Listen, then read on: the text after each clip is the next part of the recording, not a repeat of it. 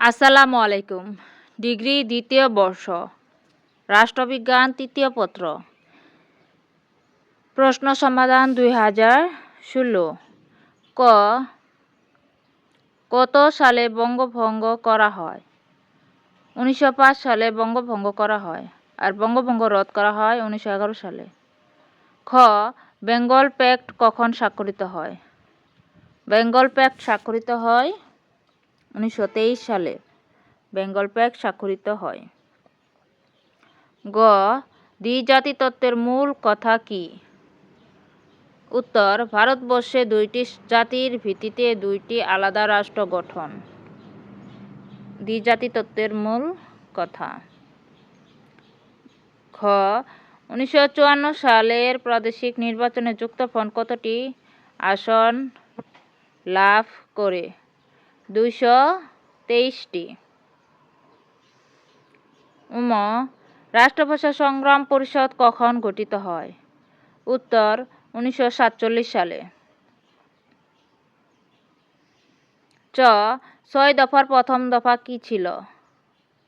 6 দফার প্রথম দফা ঐতিহাসিক লাহোর প্রস্তাবের ভিত্তিতে পাকিস্তানকে একটি সত্যিকারের ফেডারেশন রূপে গড়তে হবে। তাতে পার্লামেন্টারি পদ্ধতি সরকার থাকবে, আইনসভার সার্বভৌমত্ব থাকবে।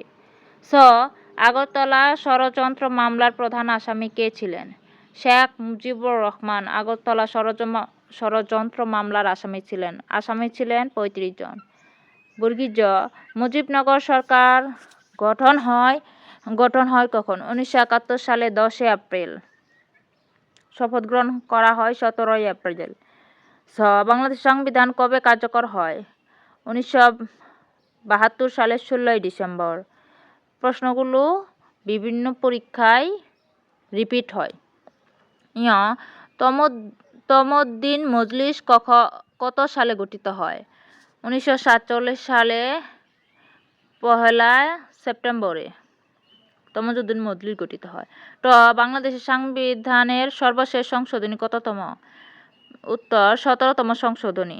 বাংলাদেশের সংবিধানে 17তম সংশোধনী হয়। প্রশ্নগুলো বারবার আসে, তাই ভালোভাবে পড়তে হবে। ঠ.